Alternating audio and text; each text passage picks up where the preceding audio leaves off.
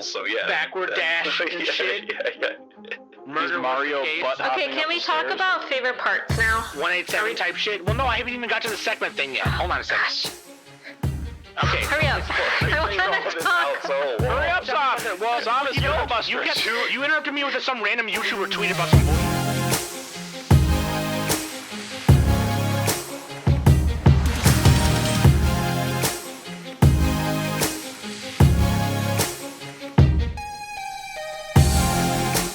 Hey everybody, welcome back to the Anime Summit podcast. It's your favorite host with the most, Sam the Bomb, and of course with me every week is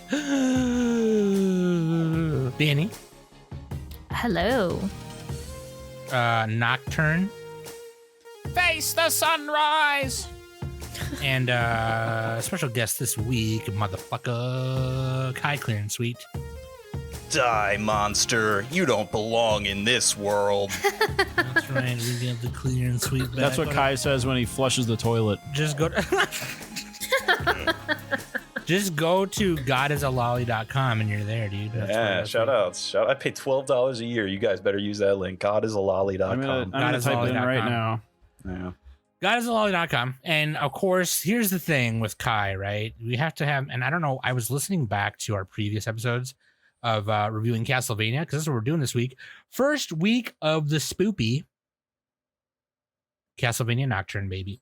And I was listening to our previous episodes. Why didn't we have Kai on for the 4th season review? I don't know. Yeah, we fucked up on that one. Dude. That fight with death at the end of the 4th season is metal as fuck. Super I cool, love it. man. Super cool. Loved it. I've already forgotten what happens in all of the other seasons. We know. It's such a bad memory, dude. Yeah. I don't get enough sleep. It like fucks me over. I haven't slept in like 15 years. No, dude. I was listening back to it because I was trying to find something where I said something. I don't remember if it was the season 3 review or this review, but anyways, the tradition is that Kai comes on for the Castlevania reviews. Why we didn't have him on for the 4th one, I don't remember. Fucking mistake. Yeah, I know like 3 things, and one of them strangely is Metroidvanias. So yeah, I'm happy to be here and happy to talk about it. The other one is Magical Girls. What's the other one? Weed. Haruhi Suzumiya. Drywall. No, it's cleaning your bathtub. Majaka. Yeah, You know 4 things now. You know how to clean stain out of a bathtub. Fuck yeah! Oh my god! Holy shit! That's from the Discord. If you guys aren't on the Discord, head over to the Discord so you can see all the hot updates of me repairing my house with DIY projects. It's very interesting. So funny, dude. But yeah, dude, I'm not even gonna waste time. Let's just jump right into it. Castlevania Nocturne, man, is super cool, and I'm excited to talk about it. I'm in love with it. So let's just jump in. Links.animesummit.net. That is where you can find all the links, including the Discord, just like Kai mentioned. Come in there and hang out with us and talk with us. It's super fun. And, oh, wait, hold on a second. Let me tell you about this. Heyo. And then also, don't forget, okay? I've only been telling you for the past 15 years. Okay? End of this month. Show swap. Okay? So, November 3rd is when that episode comes out. Danny traded Chobits to Nick. Nick traded Planet Test to Danny, and we're gonna watch those 2 shows.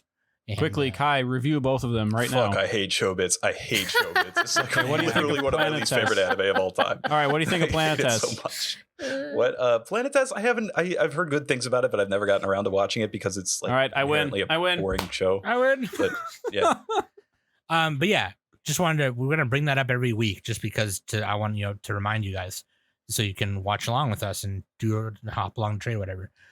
Also, I've been talking about this the last couple of weeks. We had problems with the Shopify, and most of those problems were pretty much my fault, if not Honey Bear's, and they are all fixed now. So they're pretty good. The last few people who didn't get their orders, the patrons who didn't get their orders, are now getting them. Thank God. And to the patrons who had to deal with all that bull crap, I'll make it up to you, I promise.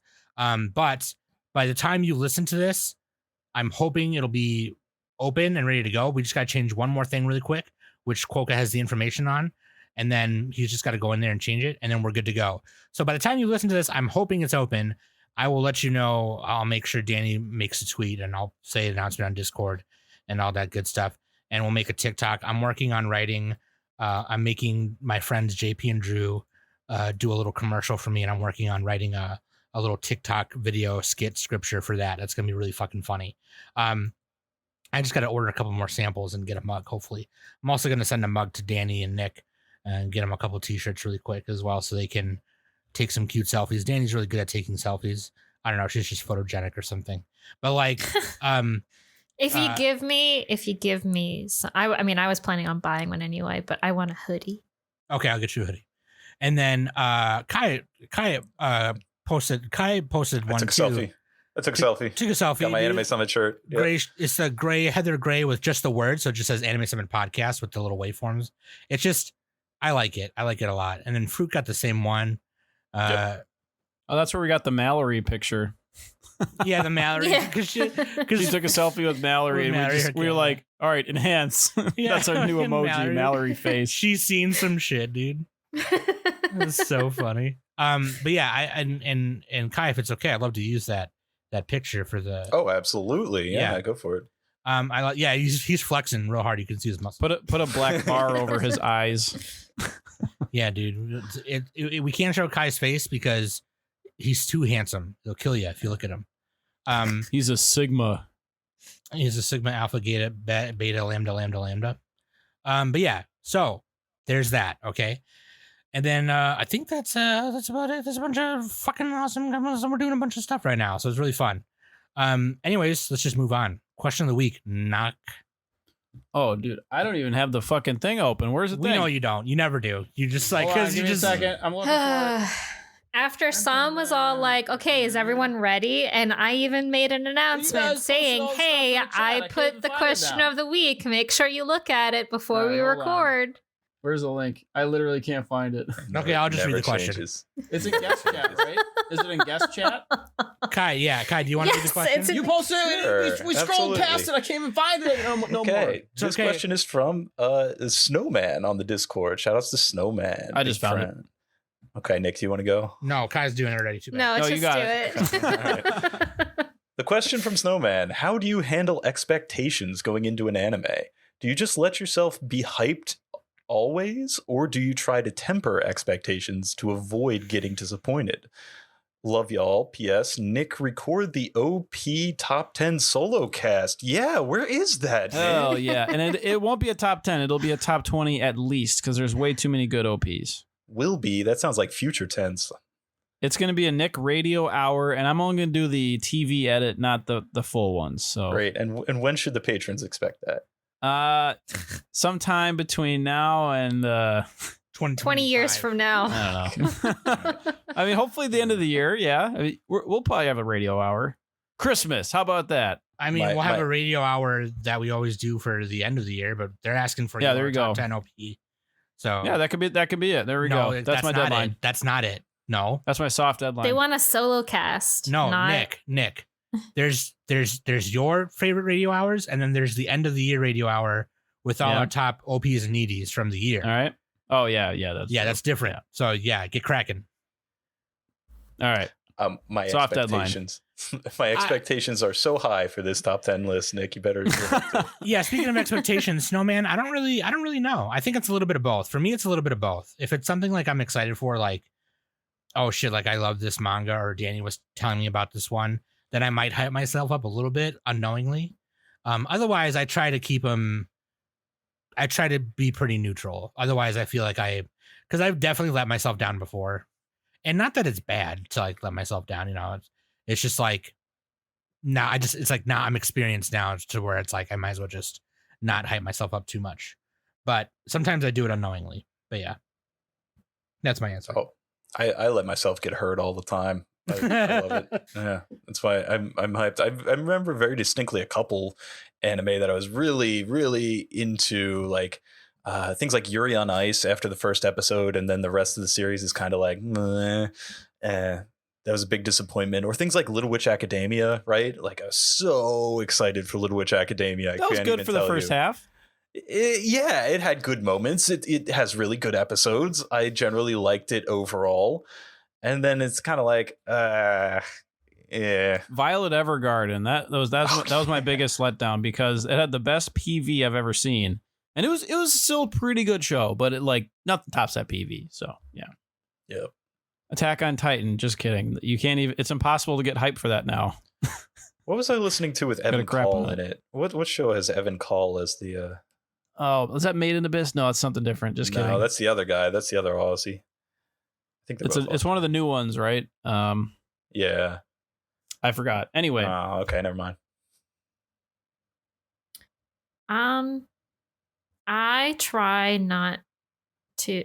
I mean, I'm kind of like with some, where it's if it's a manga I'm reading, or you know, or if it's something like when Fruits Basket, like the new Fruits Basket was announced, I was super excited for that because so that's like one of your things, right? So it's like, you can't help but like do it to yourself. Yeah. Right. Yeah. So like that type of thing is just like, oh, I'm so excited for this.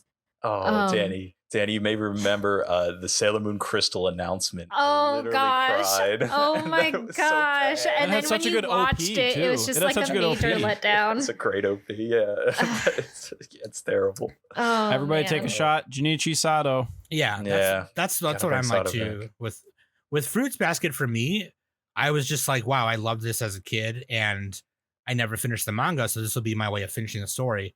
For Danny, it was like, no, this is my childhood thing. I read all the manga. I have all the manga. I'm excited for this. They're going to finally animate the whole fucking thing for me.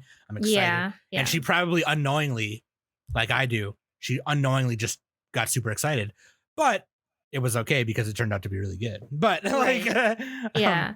I will say like something that I kind of like got disappointed with, and it's not anime. It was when we, for Manga Club, we read Boys Run the Riot, and that manga is about a transgender man and how he goes through living as a high schooler, and like how his mom doesn't really accept his transition and everything.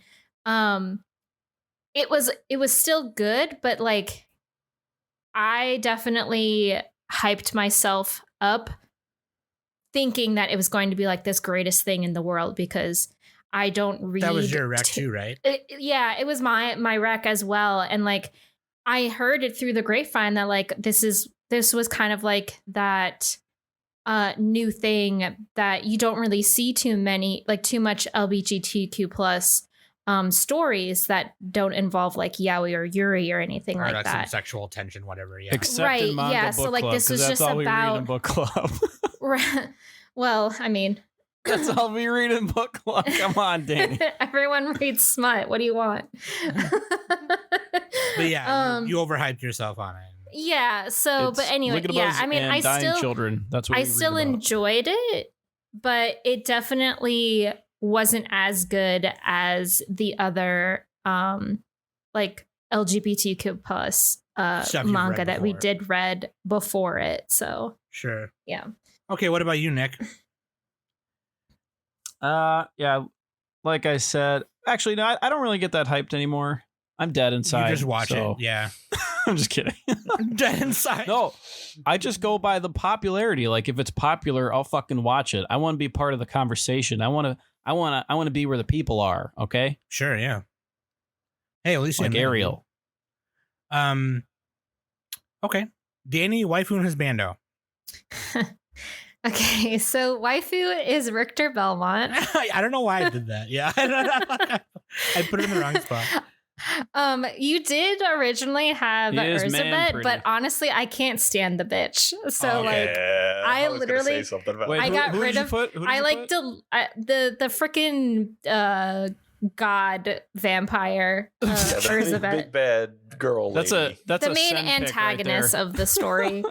Yeah, so I axed her, and husbando is Arlox. Olrox. Olrox. I you know what? whatever. That sounds like a Muppet it's or a something, tongue Danny. twister for me. I can't sounds like a pronounce his Muppet. name. Olrax sounds like an old orc name from like a 70s D&D campaign. I'm Yeah, that- There you go. the unhindered. Wait, The unhindered. so no Alucard on waifu or husband. Well, He was we picked barely him in the before. show, spoilers. We picked him before. I mean, we did him Yeah. before. Also, so I I would would say argue Olrox is cooler.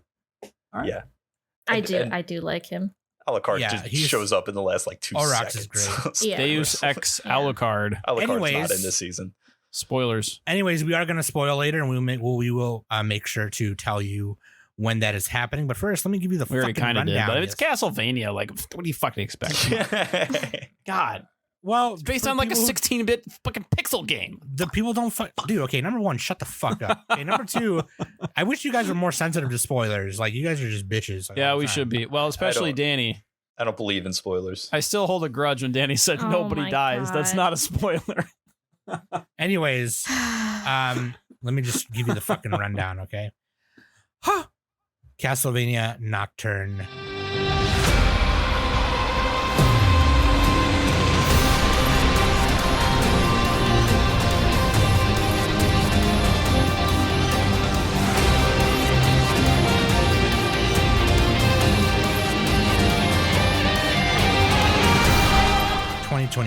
Okay.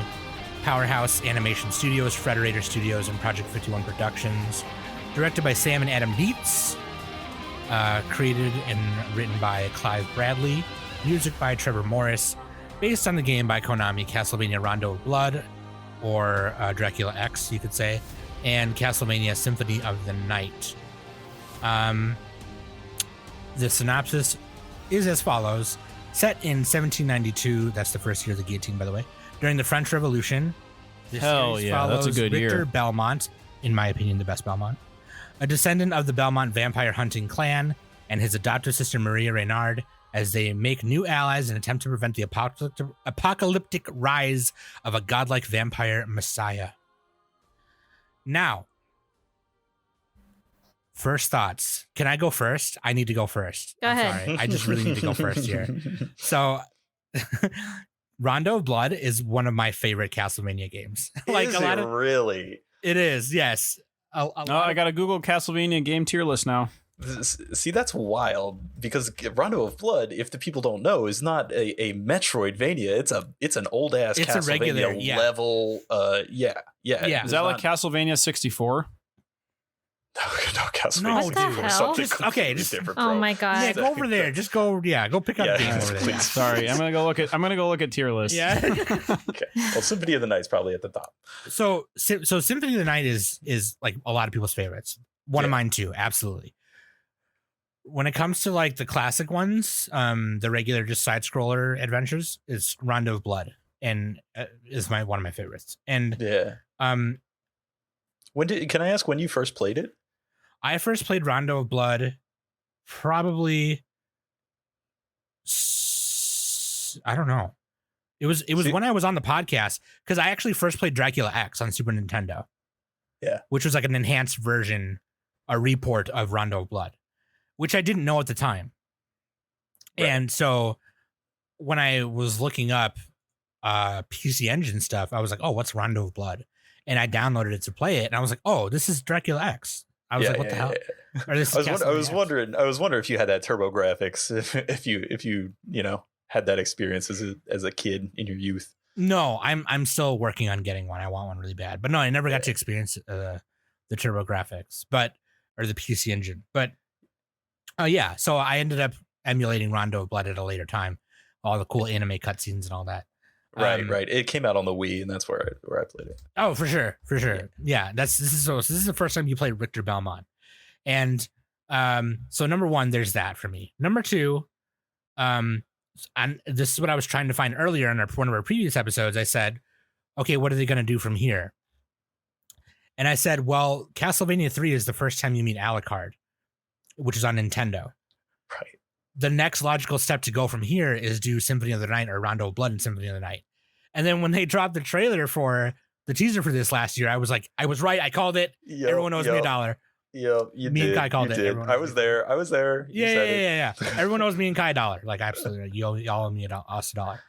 So then my next thing that was very surprising when I started watching this was the fact that the big bad was Elizabeth Bathory, Right. which is based on Elizabeth Bathory, the Countess of Blood. And if you guys don't know the history of Elizabeth Bathory, the Turkish heiress, she was said to have murdered a bunch of girls and boys and bathed in their blood. And she kind of predates Dracula a little bit. And the idea of Elizabeth Bathory and the kind of murderous, blood-soaking queen that she was is one of my favorite historical things ever. And I'm not a big history nerd. Now, in terms of like what happened in real life, I don't believe she did all that. I do believe that that was a witch hunt and they just fucking wanted to burn her just because. That being said, the idea of this, so a lot of other people, a lot of other girls are into like Jeffrey Dahmer this, crime podcast this, whatever the fuck. No, I hate all that shit. I think that shit's stupid. But when it comes to Elizabeth Bathory and what she may or may not have did, I'm all about it. And she's one of my favorite fucking people ever. And so when I heard the one character say Elizabeth Bathory, I knew right away who she was talking about, because the name Elizabeth Bathory didn't come later until like her history was being written in English diaries and stuff like that. So Elizabeth Bathory, somebody I love very much and who I admire very much. If I could bathe in blood or if I could be a sacrifice to her at any point in time, I would. I'd kill me. I don't fucking care. Just fucking do it. Bathe in my blood. Let me take that baton. Let me take that baton that you've brought there and run with it here. Yes, run. Because Castlevania Nocturne does a pretty couple interesting things with how they wrote the story and how it references the canon of Castlevania and Rondo of Blood and Symphony of the Night. And one of those things is that it cuts out Dracula entirely. Like we had Dracula in the first 3 seasons of previous Castlevania. And then the plot of Rondo of Blood is, again, of course, all about Dracula and going to kill Dracula. And they functionally just replaced Dracula's role as primary antagonist with as Elizabeth Bathory, right? Is she part of another game? Yeah, she is. That's what I was going to say next. Go ahead. Yeah, she actually. What's funny about this is what I think they're trying to do is they're trying to build up like pre-Rondo of Blood. Yeah. And they worked in, which is kind of weird because this game takes place way later, way past the time of the Richter Belmont and just Belmonts in general. They actually worked in some story of Castlevania Bloodlines on Sega. Baby. Where you fight Elizabeth Bathory and her accomplice Drolta Zuentes or Dorotea Sentes. In Castlevania, you play a Morris. You play Jonathan Morris with the vampire killer. So, yeah. Dude. But how did I think that was a good decision overall. Like there were a couple changes for how they did things, and there's a couple more of them that we have to get to here. But replacing Dracula's role in the Rondo of Blood or pre-Rondo of Blood story is one that I can get behind. Because the plot, right, of Rondo of Blood, such as it is, like plot, I don't know, that's a pretty strong word for these. Yeah, really, Castlevania doesn't have a whole lot of plot, does it? Yeah, he's gonna kill Dracula, right? But the plot, such as it is they're captured all these maidens to be a wife of Dracula, and with everything that happened in the first season or the first series, that wouldn't make a whole lot of sense with how they did it here, but. Here, knowing what happens or like what goes on in Rondo of Blood, there were a couple cool things, and one of which was we haven't even gotten to the characters yet, past Richter and Erzbet, but the introduction of Annette, right? Mm-hmm. Yeah, and in the game, Annette was just like a side, but no, right? It was just nothing. No, yeah. She was just like a nothing character, right? So they did. So where did they get all that? They just made everything up for her in the show, right? So Yeah. Or no, did they like combine her with another character? They're like, she is now these 2 or 3 characters combined. She's in Rondo of Blood, and that's in Rondo of Blood. Right, yeah, but I'm saying like sometimes there's a character that does this and the character does that, and they just smush into one character. The backstory, yeah. Did It's all they do anime that with original as this? far as Yeah. I know. Okay, Go it's ahead, just go anime ahead, original. Kai. Okay, that was my question. Go Okay. ahead, Kai. Pop out. So Yeah. when they first introduced these two characters of, oh man, what was the guy's name? I don't even remember him. Edouard. Edouard, you're right. Oh, the singing opera guy who singer. sang Mozart's funeral for some reason. Yeah. And That then was funny. he shows up with Annette, and they're from the Caribbean, right? They're from Haiti, or before it was Haiti, it was what was it called? I forget the name. Oh, I forgot. Yeah. But yeah, as an ex-slave, right? Annette comes in, and as soon as she introduces herself as Annette, I'm like, oh, I see what they're doing here. Because in Rondo of Blood, Richter is motivated to go kill Dracula because Dracula, or Shaft really, had kidnapped Annette, his girlfriend. And I'm like, oh, oh, your name's Annette. Oh, I see what's going on here. And what's one of the issues I had with the thing is that, like, if we are to believe that, as informed Castlevania fans, that Annette and Richter would be in love, like they didn't do a whole lot of that. There was maybe one scene where in terms of the writing, yeah. Yeah, where she blushes and says, "Oh yeah, he it's blushes the muscles, once. right?" Yeah. That was interesting. Like, so I found it interesting how they built up a whole backstory out of nothing. I mean, I guess they're doing that for the whole anime, right? But didn't you? All the shows. Did you appreciate the backstory? All the runaway. I mean, it made sense. It made sense. Like, it's like, okay, how did she end up in France, right? Yeah. Okay, you got to explain that. Also, wasn't Richter like American in this? Did they make him American? Oh yeah, yeah. There's the whole. It's like, how do these people end up there? Okay, it give me an explanation. Don't just like plop them down. You know what I mean? I appreciate that. Well, I assume Richter he's like, colonial American, obviously. So like he's yeah got a British accent like his mom or whatever. But like, yeah, he's from Boston. He's from Boston. He's from Denver, Colorado. Oh, Yeah, he's smoking a lot of weed. No, he's from Massachusetts. That did not exist. Massachusetts. Maybe it did. and And also then made him a and then- mage. yeah. So that was a change too. So they're making all sorts of changes. Well, Because the games like don't give you a ton. no, do they? No, especially It's a not in fucking Rondo video Blood. game. Like, especially not in Rondo Blood. Yeah. yeah. But yeah, like his in Rondo Blood, you can do magic with him, but like not as much as like not above the normal amount. You know what I mean? So like his whole thing in the story kind of made sense. Yeah, he Except went like they God added- mode for a second. They added to the fact that like his mom, which is only like mentioned in passing, Julia Belmont has never been like in a game. She's only been like mentioned because it skips from like Simon to someone else and then Richter right away. Yusta, I guess, and then Richter. Yeah, So- when Juice shows up later in the spoilers. Wait, are we cutting that? Cut that out. Cut that out. It's okay. We won't say nothing. But like, Okay. but yeah, like, I kind of like that. To answer Kai's question, yes, I like that.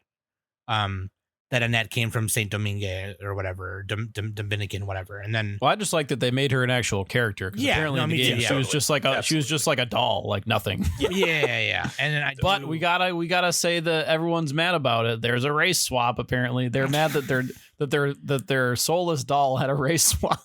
I mean, they did that with Isaac, Hector right? And the Hector and the Or Hector, Yeah. Isaac.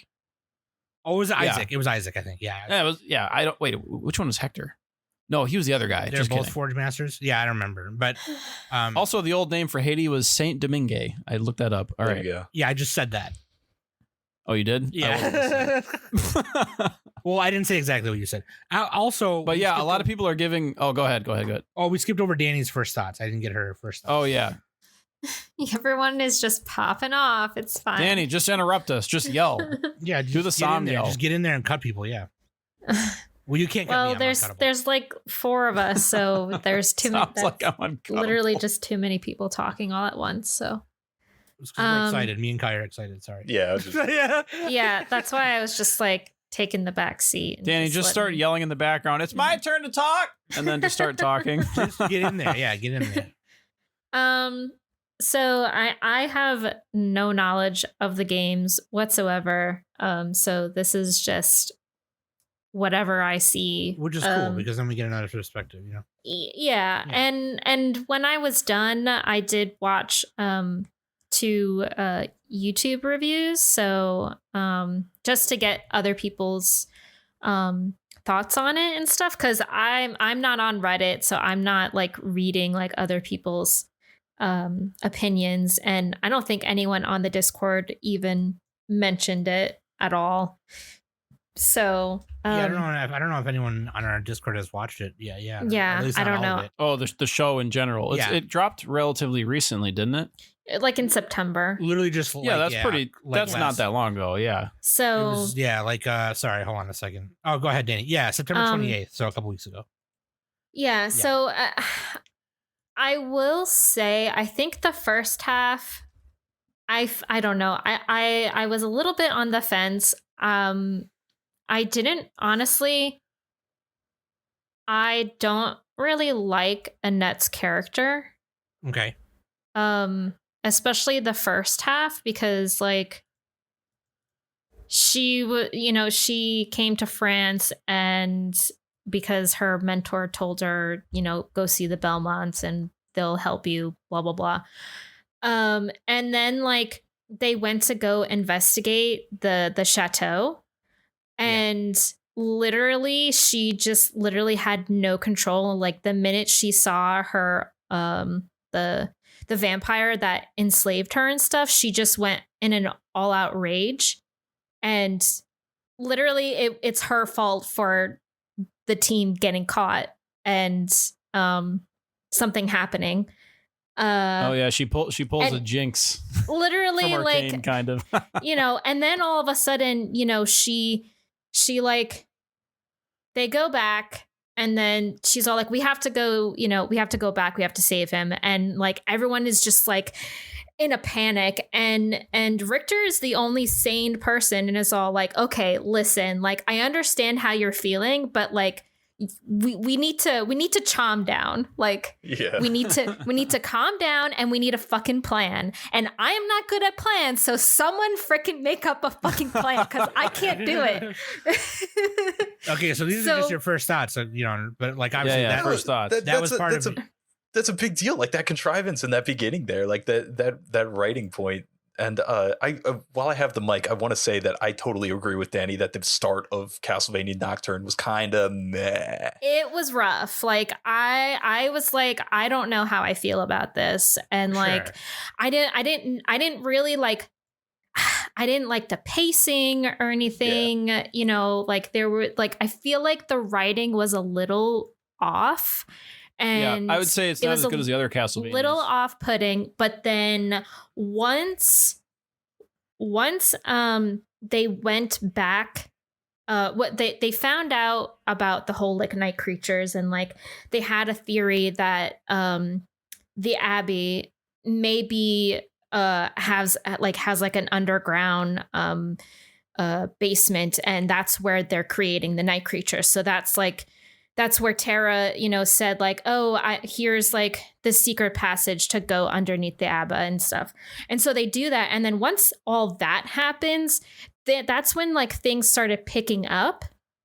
And then when Richter kind of like freaked out because trauma and he ran away. Sure. So that's kind of when things picked up for me. And when like, I have to say it, when he meets his grandfather, and like that whole scene when he wasn't with Annette or Maria or like everyone else, like when he was by himself and just trying to figure out what the fuck he wants to do, that's kind of when I started to get invested into the show. And I feel like after that, things started to pick up, and I started to get really into it. Sure. So that's my initial. A little bit of a slower start. Yeah, that's my first thing. So, Danny, would you say it's worse than the other Castlevanias on Netflix? I would say I like the other ones a little bit better. I kind of like, okay. Out of the Belmonts, I think I like Richter a lot more than I do Trevor. Oh, no way. I like the other one so, better. The other guys, like they got more of a personality. Richter doesn't have a whole lot of personality. I disagree. I think Richter gets his I liked his snarky comments, like especially when, when they got caught at the chateau and like literally what I just said when he was like literally yelling at Maria and Annette and saying like, chill the fuck down. Like, we need a fucking plan and I'm not good at making plans. So someone make a fucking plan. Like, Okay, yeah, that was a good that moment. was really fucking funny. That was one So- time though. But I don't know. Like, I think once he finally realized who he is, I think he's going to be a really good character because I really liked when like he finally like his powers started to awaken and like he realized this is what he has to do and now he's just this fucking OP character kind of thing like Yeah, see, I don't like the OP shit though. Like that's fucking boring to me. Well, and I was gonna say too, It just makes him like a Gary Stu, Mary Sue, whatever. yeah, but I think I guess every protagonist kind of is, but I mean, it's not like, excuse me, it's not like I don't know. I feel like Richter is not like, your typical shonen protagonist really. Like I think he kind of is a little bit. He's not as boring as some. I of the don't anime well ones, but- that's what I'm saying. Like he's not like I don't know. Like I just think I can relate. I guess not relate, but like I don't know. I like just as the character's written, you can connect to Richter more than. Yeah. Whereas like I mean Trevor, he was a fucking asshole and he didn't really care about like the family and the clan and everything. He was like funny that. though. He was kind of funny. He did care at the end, but yeah, at first he was introduced at the end, but then at the beginning, like he didn't really give a shit. And like, yes, whereas I do Richter agree always that cared. Trevor, Plus, he had a real romance. that Trevor does have like more, like He's got more pizzazz, dry humor and Yeah. stuff. So and yeah, like I do agree that the first series had well written episodes versus Nocturne. Nocturne, I feel like is just a little bit of a mess when it this comes one to had the writer's writing. strike? Because there was Does this just have a so writer's many. strike or not? I don't know, and I don't really No. care about that right now. No. Like that's like irrelevant This was at the done moment. being written. Well, yeah, it's not irrelevant at all because if it was part of it, that's very relevant. But It was not Sam part of says it was before that. Okay, Yeah. okay. Can I This say was in that production a while ago. That makes sense. They would have had to make it earlier. Yeah. I'm totally in agreement with Danny. Honestly, to the point where I wrote down that I would literally cut episodes 1 and 2. I'd probably just throw them straight out with all the revolutionary talk in the woods. None of that dialogue was particularly good for Richter. Yeah. But I also agree Yeah, with the Danny. revolutionary stuff. I Yeah. also agree with Danny that like the PTSD angle on Richter was great. I think that was Yeah, I mean that was characterization. Really good. That made sense. That was fine. I'm just Yeah. saying like, and actually with all of these characters, like there wasn't enough humor and levity in my opinion. yeah. You don't I have wanted- to Alucard I don't back and know. forth. That's it. I That's know, what but you're missing. I want a teeny bit of that. Just Yeah. a lot, just a teeny Maria bit. was so serious. She was Yeah, so exactly. fucking Come serious on. the I'm entire not- time. So I was think- so was Annette. I mean, to be fair, they had our Yeah. lives, but still, Yeah. it's like, come on, Yeah. have a little something. you Yeah. know? And I think that's like why I feel like, and I think that's why like the writing was a little bit of a mess because there's two like very strong independent women just together and there wasn't enough balance for it. So and Not then enough like you rounding, have yeah. and then you have Richter who is kind of like trying to lighten the mood and like trying to like be the voice of reason, especially in that like first like fight scene that we had between all three of them and stuff. But out of the two female leads, I like Maria more than I do Annette, quite personally. Man, Sure. I don't know. So maybe there's a question for Sam, but like one of the misses I think in what they changed for the series was aging up Maria to be. Oh, yeah, she was like young 12, teenager, right? Or say, I yeah, saw she it was on a YouTube. she was a little girl in Rondo of Yeah. Blood. It's like a really cool thing that you get to play as this little girl throwing out doves. Can't have lollies. Yeah, I guess. I mean, I guess that makes sense to some degree of like there's a lot of problems with having a child character, but I think the show would have worked Yeah. so much better if you did. So how old was she supposed to be in this? Like 15 or something? She's Or- I don't 16 know. in this. Is she? 16. Okay. In Rondo of Blood, Yeah. she's 12, and then Symphony of the Night, she's 17 because Symphony of the Night is 5 years later. But Yeah, America isn't- really doesn't isn't like to the have character child design characters. of Maria the character design from Symphony of the Night? Ooh, I looked it up, Danny. Actually, it's from Or- the PSP remaster, the shittiest version of Rondo of Blood. Okay. I never Oh, played yeah. a PSP version. Okay, of that. gotcha. It's terrible. So I mean, Looks I so- kind of like their character. I like the character. I But do design. yes, like yes. If you look her at the 2D character design. the Okay. 2D character art for that game, it's very good. Yes.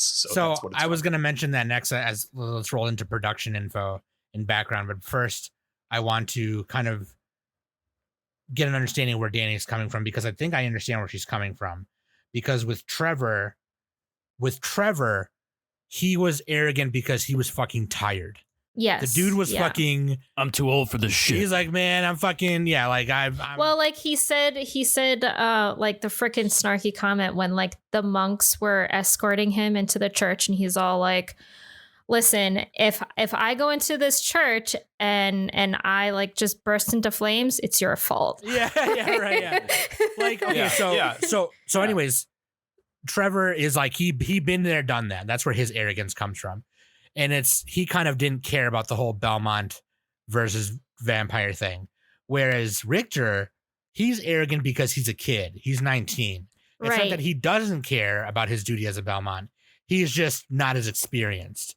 So like, No one was like literally no one is there for Richter to like teach him all this stuff. yeah, The only person who was there to teach him was his mother, but his mother died. when he so- was like whatever, 10, yeah. So- Literally, yeah, and he was like 10. So, who is there to freaking teach him everything? No Yeah. one. Like, Oh, can we what talk- is Tara gonna teach her? Like, Is teach him? Tara I the don't mom's know. name? Tara was the mom's name, right? Tara, Julia- yeah. Julia Belmont is No, not Julia Belmont. I know. his aunt Tara, which is not really his Maria's aunt or mom. whatever. Yeah, Yeah. Tara. Terra means Earth. So, anyways, please, for the love of God, I'm helping. I'm helping. You're not helping. You're making it worse, Nick. So shut up. So, anyways, Oh man. Let's just Can get we into just some say of the this. best character is Olrox? He's the best one by a Yeah, mile. pretty good. okay, anyways, it was reported that What? Netflix was planning a spin-off, Okay. quote unquote, in 2021, and then they got to work around the end of 2021, and then June 10th, 2022 is when we got a little teaser, and then the voice cast was revealed. Powerhouse Animation Studios, okay. Directed by Adam and Sam Dietz. Also had direction from Saren Stone in episode 2, Tam Lu in episode 3. The Clive Bradley wrote most of the script, except for episode 7 was written by somebody named Testament. That's really fucking cool. Who's ever if that's actually your name, dude, then I want to meet you. That's awesome. It's the character from Guilty Gear. I know exactly. I Yeah. can't believe they wrote this episode. That's wild. You're telling me the character from Guilty Gear wrote episode 7? That's sick. Music again by Trevor Morris. Okay. He did also for the previous Castlevania. Ooh, can we I talk think the about music here was pretty decently. Right. I thought it was good too. And then we pretty had the good music moment, like we did in season 2, right? It was With the Bloody Tears remix. no, it was Divine Bloodlines. Divine is the Blood. name of the song. I'm thinking of something Divine- different. Okay. It's, Divine Richter's theme Bloodlines song. is Richter's theme song, and that's what we heard in his Awakening episode. Yeah. I thought that great. was Bloody Tears. No. No. What is it called again? Divine Bloodline? Yeah, look it up. It's like my second favorite song next to Bloody Tears. I It don't was know. a I Smash can't- remix. I go back and forth, honestly. Yeah. I want to give a shout out to the character designers, though. Okay. Oh, he's in Super Smash Brothers. He sure is. Richter and Simon are both in Super Smash Brothers. Dude, yeah. this is just a Bloody Tears remix, isn't it? No, it's not. No. Can I finish, please? God damn it. Also, by the way, there's a YouTuber who uses this song all the time, and I just kept thinking of the guy. Oh my God. Okay. Anyways. Anyway, I want to give a shout out. I'm just gonna mute myself until Sam finishes. God, it's like fucking done. God damn it, dude. I want to give a shout out to the character designers, specifically Abro Khan and Mari Arakaki. They worked on the previous Castlevania, but it really does seem like this time around, and you guys tell me if I'm wrong, okay? It really does seem like this time around that they followed the what do you call it? So because the art style in the previous Netflix series was supposed to follow Ayami Kojima's artwork from Symphony of the Night, right? If you've ever seen Ayami Kojima's artwork, it's just fucking amazing. It kind of looks like Amano a little bit. Yeah. Yoshitaka Amano, a tiny bit. Yeah. The Symphony of the Night artwork is what people think of when they think of, they think of the cover. That's the most famous game, isn't it? Yeah, it's very one of the most iconic. famous. Yeah. Very iconic. You've seen it. The cover of Curse Black of the and white Moon, Alucard. Oh, the cover of Curse of the Moon, the cover of Aria of Sorrow, the one with Richter Belmont. I forget that game, but Harmony of Dissonance. Harmony of Dissonance. Yeah. Curse of Harmony of Despair, Curse of the Darkness. That's all Ayami Kojima's artwork. It really seems like they followed her art style a bit more in this one versus the previous Netflix show, and it paid off. It looks really nice. The character designs were based off of the Dracula X Chronicles designs of Richter and Maria, and I thought they looked really fucking cool. But can I just say? Oh, go ahead. Oh, well, what's up? I'm gonna interrupt. Can I just say I agree they look cool. The actual animation, like the movement, kind of sucked though. It looked really choppy to me. I don't know. The fight choreography was fine, but like it was choppy. It's like they animated on 4s or 5s or something. Like they were really cutting out frames. I know what you mean, and I agree. But I think all the other Castlevanias had that problem too. Yeah, but I think it's an art style. I don't think it's so much of a. No, it's they cheaped out on frames. They definitely did not animate enough frames. I mean, it's not Akira or anything, but like I know. I'm not. They're not going to do every frame, but like yeah. I don't know. I thought there were some really inspired choices. Also, the running animation looked a little weird. Yeah, I thought they were really cool when they changed it up a bit for episode 3 was the first time they did it, but they did a couple other times. Oh, they did a wet, like when she was escaping from the plantation. Yeah. That was the best animation. Yeah. That was like somebody else, like they got in like a mercenary to animate that or something. I don't know who did that. That looked really cool, but I don't know. I thought I went back and watched the fight against death in preparation for this podcast from the previous one, and it has all the same type of things of like the whip would move so far in just one frame that you have to like interpolate it in your mind to get the full effect. I don't know. I think it looks cool, but then again, I'm not an action person. What do I know? I'm just saying it was a little too choppy for me. A little too choppy. Add a little more frames next time, and please. I get that too, because you could I don't know if you guys ever watched Masters of the Universe Revelation. No, I haven't. Is that He-Man? Yeah, He-Man. By the power of Grayskull. Anyways, my favorite character is the Green Kitty. So and Skeletor, obviously. Get wrecked. Shout out Green Kitty. Until we meet again. Fucking Danny. Stop, dude. You're gonna make me fucking laugh for like 10 minutes. Okay, so like okay, I'll mute myself again. Fucking Danny in the Danny corner. actually muted, I think. Danny, I can imagine Danny with like the fucking purple cloak and then just her saying that and then doing the cloak thing and then running away. That sounds like a cosplay. That sounds like a cosplay idea for the next con. Skeletor Danny. No, Sen and I already have cosplay sets already. Okay, so you be Skeletor and then Sen can be He-Man. No, Senna's always Coraline. It doesn't matter.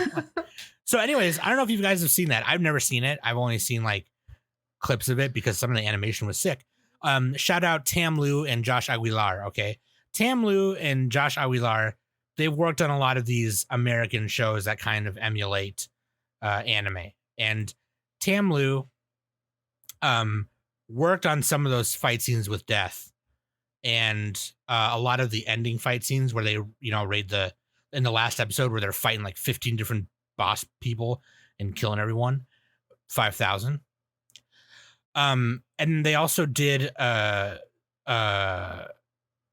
the scene where Richter gets his magic and he does the Super Saiyan, whatever. Which I would argue too. Like I know Danny earlier said that he's not that much of a shonen protagonist, but he kind of is in a way. No, yeah, that's a shonen protagonist. Like, Come on. The main character lacking a big tool and then suddenly gaining it and becoming Super Saiyan. Like that's a big shonen. Yeah, thing. how hard did that hit for you guys? Because like I'm watching that, and like I said previously, that I don't know they kind of activate or trigger Richter to go crazy Saiyan mode because they are like, oh, Erzbet's gonna kill everybody that you love, and maybe she'll even turn them into vampires. And then the last thing you get like one frame of him thinking about Annette before he does his Super Saiyan thing.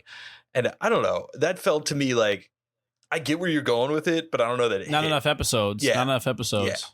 Yeah, I feel like it would have been cool if it happened a little bit more towards the end, Mm-hmm. maybe. But I think they wanted to save it for a more climactic battle.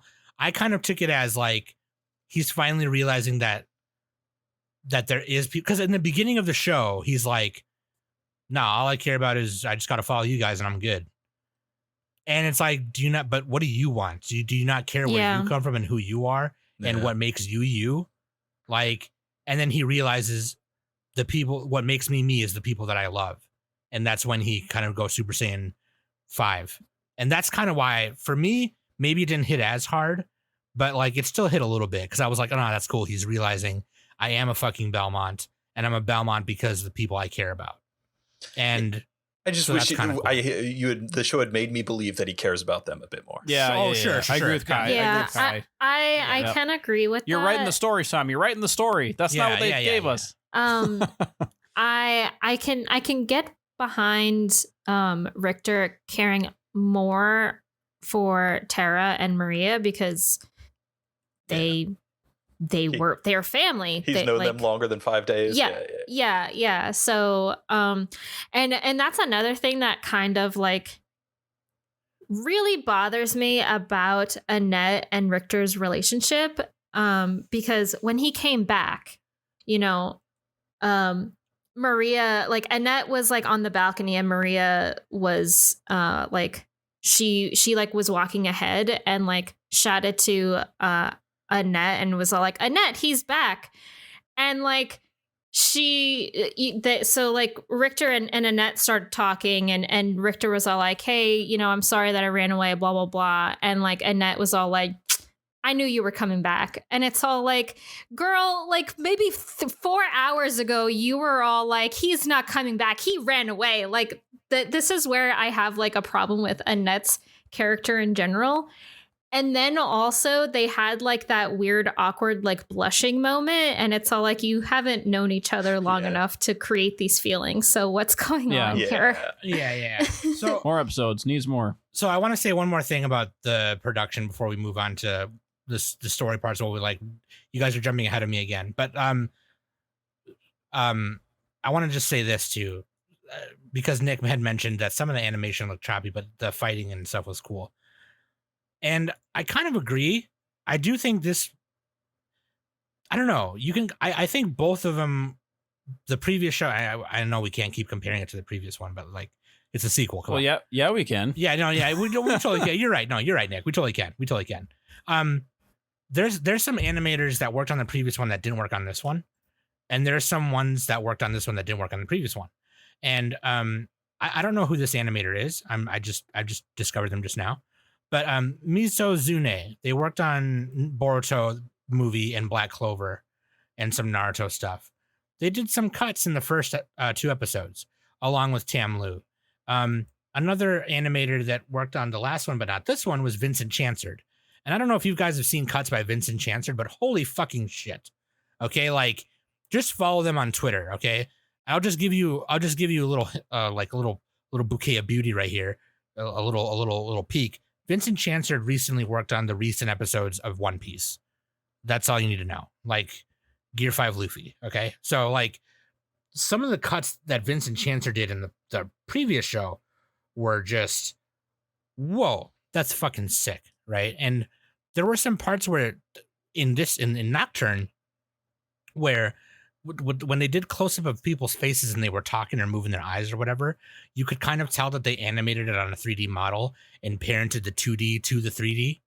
And by parenting, if you don't know what parenting is, It's where It's where everybody takes care of Nick. God. He's got an upset tummy. Yes.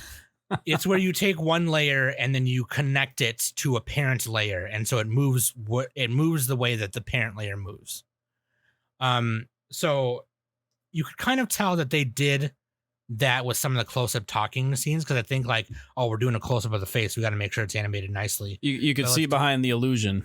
Yeah. You could kind of see it a little, like, yeah, you could kind of see that they put it on top of a 3D model, which, like, I think in this case it's fine. I think it worked a little bit, but like then you juxtapose it with like Tam Luz and Vince Aguilar and Mizuzune's cuts, and it just kind of like, okay, am I watching a Chinese cartoon or a Japanese cartoon? But like, I should say too that of course this was a lot of the cleanup animation was outsourced to Studio 9 Lives, which is a studio in the Philippines,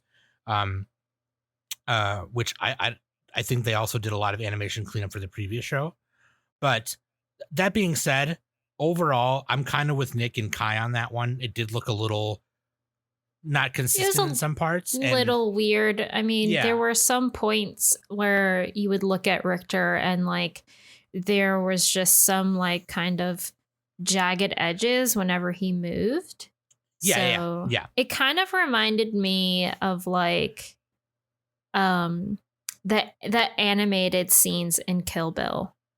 Yeah. You know, like that's what it kind of, not like as like rigid and choppy, but like there were some kind of like little marks where like the black lines of, you know, his outline of his design was just like a little too like rigid. I mean, for me personally, like I noticed those things, but I don't know, it didn't really bother me too much.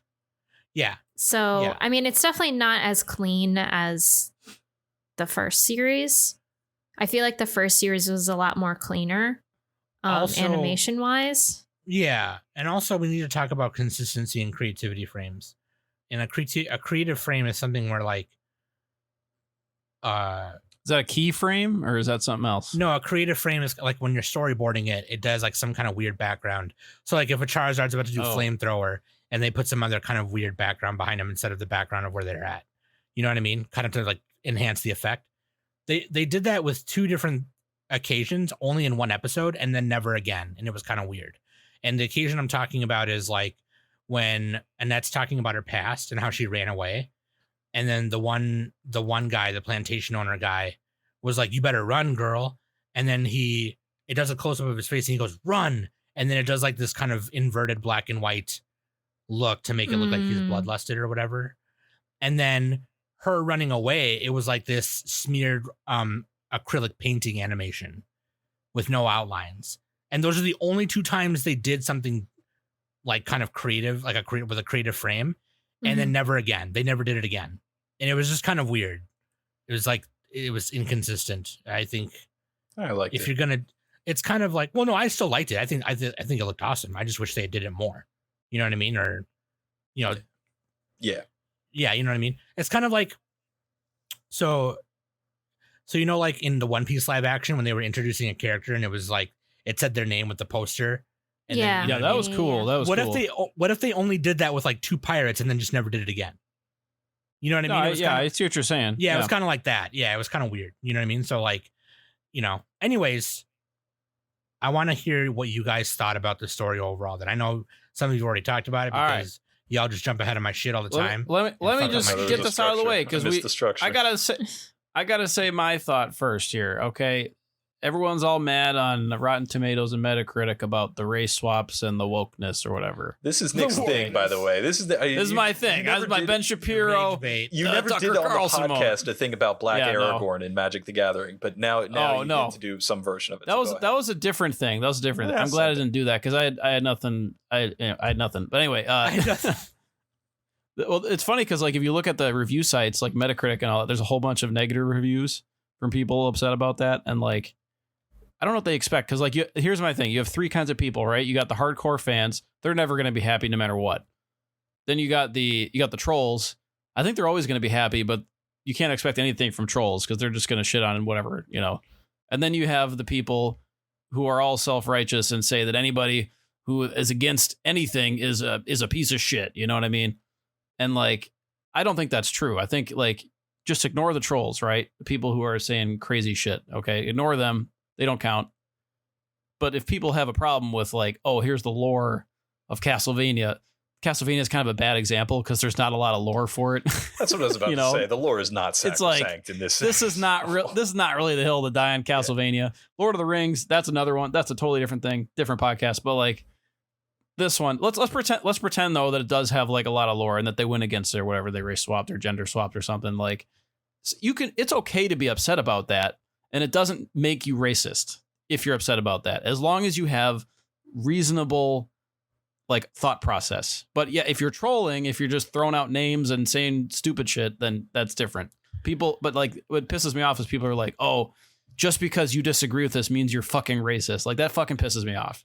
I don't know. I don't know about that. How is that wrong though? Like if from a lore standpoint, like, and again, I don't care about this particular thing. Like Castlevania, they did an okay job. I'm glad that they expanded on the lore of Annette and these other characters. I thought it was cool. I thought the Aztec vampire was fucking awesome. Like, I didn't care if he was gay or whatever. I don't give a shit about that. But like, I'm just saying, like, if they make a swap and somebody's upset that they changed the story or the media, that does not make them a bad person. I think it depends not automatically. I think it depends on. I think everyone should treat everything with nuance. It depends on what the story is. Yeah. Well, that's what I'm saying. It depends. Yeah. So if they do a very good job with it, but if they just plaster it in, if they do it ham-fisted, if they do a crappy job, then like it just feels pandering and stupid. So like, I don't know what that means. I don't know what ham-fisting or pandering. I don't know what that means. If it's just bad, like basically bad writing, bad characterization, whatever, But if the character's like that's what I'm saying, but just a different color, then it shouldn't matter. But okay, hold on. That's not true. This is a whole nuanced thing. You can't do this in a tweet, and this is a problem. Like, can I say something? I can't say like one comment on it. But anyway, this is. I thought something? They did a fine job on Danny, the show. So Danny, what are you gonna say? Okay, so to go off what Nick just said, so I don't like Annette's character. But I don't care. That means you're racist, Danny. I don't care if she's black. Twitter, like I like that she's nope, Danny, you already said it. I'm sorry. Why are you talking over me? Nick, shut up for a minute. This is what Twitter does, Danny. Why are you talking over me? Twitter's a silly place. We're not on Twitter though. So no, I'm throwing the extremes at you so you know how it feels. Okay, God. Shut up, Nick. Danny, go ahead. All right. Like, so again, I personally don't like how Annette was written. Like, she was written as arrogant. She was written as like she's blaming everyone else around her other than herself that what happened to Edouard. Yeah. She blames, she pretty much calls Richter a fucking pussy for running away because of trauma. And then all of a sudden, like, flips the switch and says, oh, I knew you were coming back. It's all like, bitch, you said he wasn't going to come back because he ran away. Like, she did the "Why are you running" meme. Yeah. Why are you running? So, Yeah, no, Danny, it was a I don't care. But I don't care that she's African American. Like, I really don't care. I don't care about that. Well, I care about how she was written as a character. And to me, I think she was written as a bad character. Okay, and Danny, we can go off this topic. I don't want to derail, but like that just proves my point. Like, you have a valid reason for not liking that character or whatever choice they did, right? That's a valid reason. Now, a troll would just say, "Oh, something racist or something stupid," right? Well, that's just Nick. That's Ignore just that. the discourse of like where the discourse is at, and that says more about the discourse and the arguments on Twitter and the structure of that than it says anything meaningful about the show. I think any media critic, I know in general, any media critic in general knows the difference between some media with an agenda, right, or something to say that is different from where the story wants to go, and kind of forcing that into a story, and the just adapting or making changes that take some artistic liberty with an established canon. And, it's a nuanced thing, right? Like you say, like, where does it fall? I mean, I noticed it certainly, like, it was a discrete thing that I noticed that they were putting in a lot of LGBTQ representation. They were, they specifically went with a Haitian, ex-slave that for Annette's character. I don't. And that was fine because they wove it into the story a little bit. It totally works. Could they have done a better job? Maybe, but at least they did something, right? At least it made sense. I think it fell on that side, right? Like it definitely falls on like, that was a good addition. And it's better than her original design. Better than her original character. She didn't have an original character. She was just like nothing. So and then it also like I totally agree with Danny too. That like it fell also on the side of like, wow, that was not a really good characterization. Maria and Annette both were kind of grating in the way that they portrayed themselves and talked about the world and everything. That it wasn't great. All I'm trying to say is people are allowed to like say what you guys said and not be called names. I don't think Danny. That's all I'm trying to say. I don't think Danny's reason for disliking Annette has anything to do with any of that bull crap, to be honest with you. I think Danny. Well, you're proving my point now. That's all I was saying. Oh, if you have good reasons, then it's fine. This is if you don't have good reasons, then it's another issue. You know what they call this? They call it arguing in bad faith. Is when you just assume that somebody didn't like something and they're racist because of it. Yeah, and that's what people will do. That they'll try to virtue signal and say, oh, whatever, you're racist because you don't like Annette or whatever, and that's bullshit. Like I need to push back against that. Yeah, I've been on the internet for more than a day. I've seen that. That's what I'm trying to say, Sam. Does that make sense? Okay. Yes. Yeah. That's all I had to say. And like, there's a lot of reviews on. If you go to Rotten Tomatoes and Metacritic, there's a lot of user reviews that are saying stuff that some of them are bad faith, some of them are not. So you got to read each review. But anyway. Yeah. I think. But that's a topic. People are talking about this for Castlevania. I thought it's relevant to like media in general. So yeah. I think and I think if she was fucking Lithuanian, Danny would have said the same thing. Yeah. So like, it's like, Yeah, exactly. Whatever. Yeah, it's fine. Now, as long as it makes sense, like in the story or something, and whatever. Yeah. I do think I would say, I don't know, like what I'm confused with is that Erzsébet is also like an Egyptian god. She's Egyptian. Yeah. What the fuck was that? So I was like, what? Hold on. Someone explain, please, because I don't know. So I'm about to drop the lore bomb. I got halfway through a YouTube video. Lore bomb. So this is another. She got thing. betrayed by the sun god, right? I don't know how that works. Hold on. Yeah. Okay. Yep. Let me. Sekhmet. This happens to be another. This happens to be another femme historical myth thing that I'm into because I'm into femme goddesses doing whatever the fuck they want, and Sekhmet is. This is not anything in the original Castlevania. This was written in. This was written in the novel, totally right? added. Because This there is was a in a novel for novel, or- Castlevania too, right? I don't. There might have been a novel thing, but like.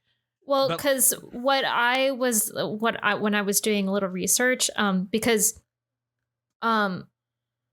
Ola,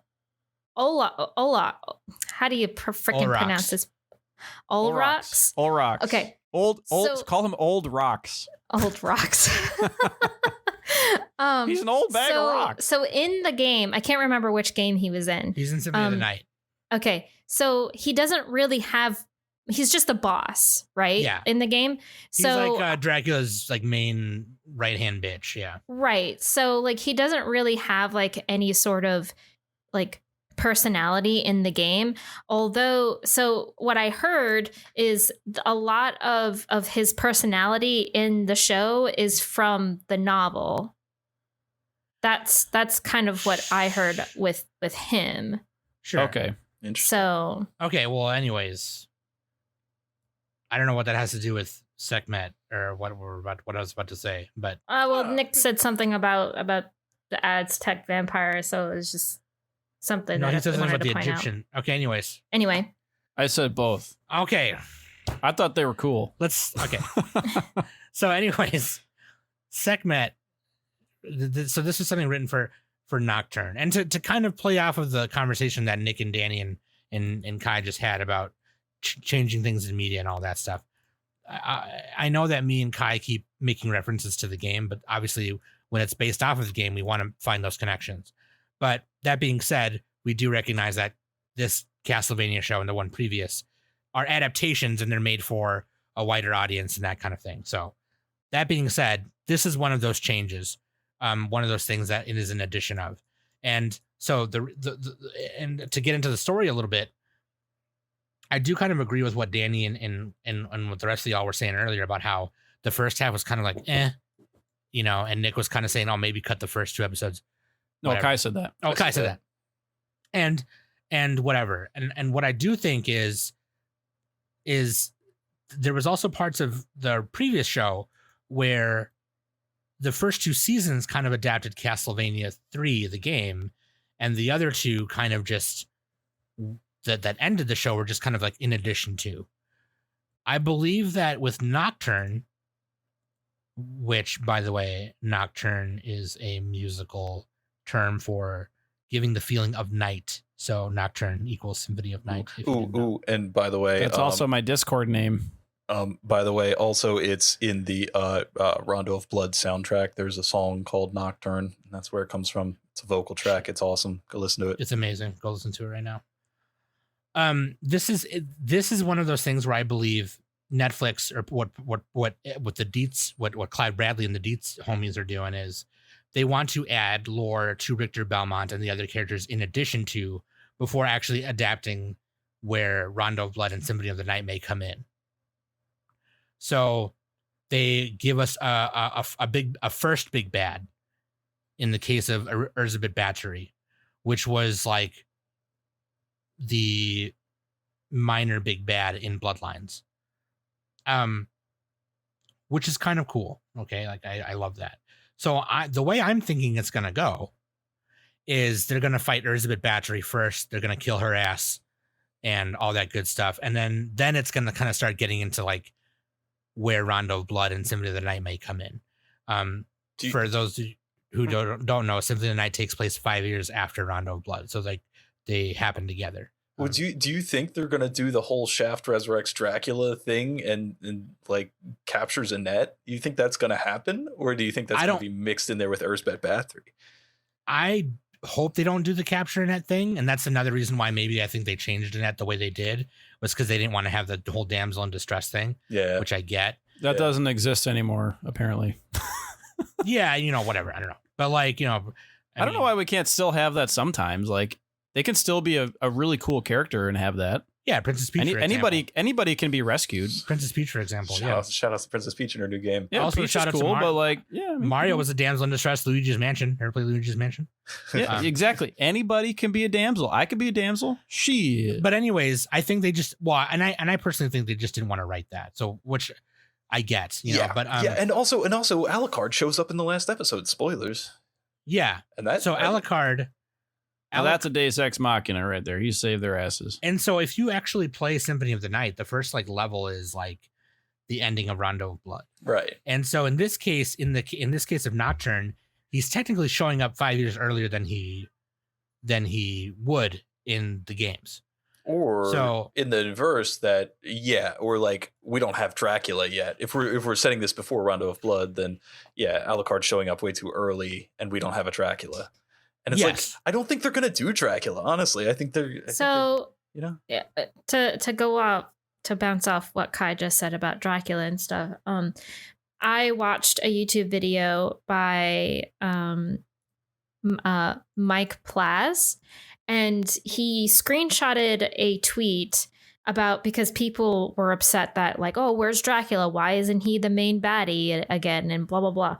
And there's a tweet that he screenshotted in his video, and it says, I feel like people here are seriously overestimating how willing audiences are to sit through a TV show with the same rigmarole of Dracula being the main character, making it less literally always about him and more about the impact/legacy he leaves is infinitely more interesting. So like instead of him constantly being resurrected, like Dracula could be kind of maybe like talked about, or some sort of like, I think in the last season he was like a ghost figure at some point. I can't remember. A force ghost. He was a so force long ghost, ago like since Obi-Wan. I've watched the last one.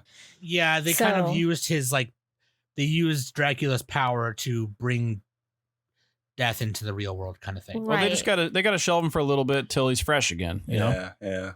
Well, and That's a good point. Because also like in Harmony of Dissonance, right? Yeah.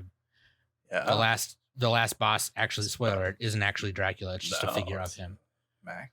And that's the one where you play Richter Belmont, and Richter Belmont's really fucking. Can I say I was watching a speed run of that just to prep and like when Jesus Christ, dude! when Have you seen some of the people get through that shit? Jesus fuck! Yeah, I know when you says that like he hardly needed the whip in this one. Like if you watch that speed run, he's casting all the spells. So yeah, Backward dash and shit. Yeah.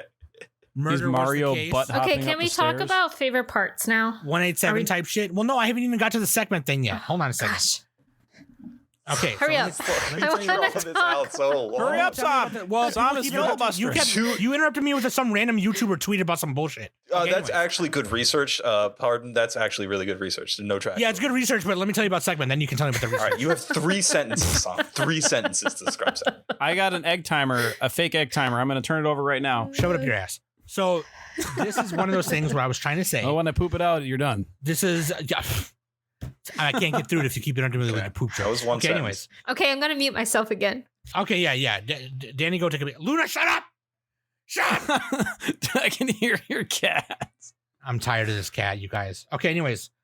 This is what I was trying to say was this is one of those things that I think they're just putting in for the show to build up to where we get to like the Rondo of Blood and Symphony of the Night part. And with Elizabeth Bathory being in there, I think she's going to be the first big bad.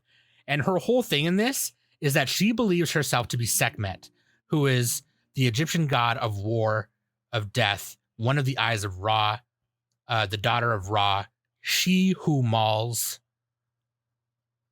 the devourer of light, one of my favorite fucking titles ever. I'm gonna start calling myself that. I hope I'm gonna cut all you. I'm gonna kill you. And that's her whole thing. Is she believes herself to be this ultimate god, and she hates her father because Ra is like the god of the sun, and she hates that obviously because she's anti-sun, right? And she is going to resurrect to become this fucking kitty catface Johnson god, kill everyone 9,000 because Sekhmet has the power to create an eclipse, in which what happens. So Just like in Berserk. So this is a Berserk prequel. anyways, Actually, Alucard turns into Griffith, I hear. She just runs around for Elizabeth Bathory, runs around all thing, and everybody's like, "Whoa, she's the best," and then she comes in and she's like, "I'm the best. Here, watch me suck this young girl's blood," and then she doesn't do shit. She doesn't do anything, and then she makes a little sparkling ball of electricity, and it blots out the sun so the vampires. Oh, can yeah. go to town. yeah. See, to me, I'm So biased. she had her master, like her Mr. Burns plan, but it never came to fruition. To me, I'm biased because like I love Elizabeth Bathory and I want her to kill me. But like that being said, if you've ever played the game Skullgirls, there's a fucking character that's literally Sekhmet, and she's really cool. We've got the Guilty Gear and we got the Skullgirls. Can we get a Street Fighter reference in here soon?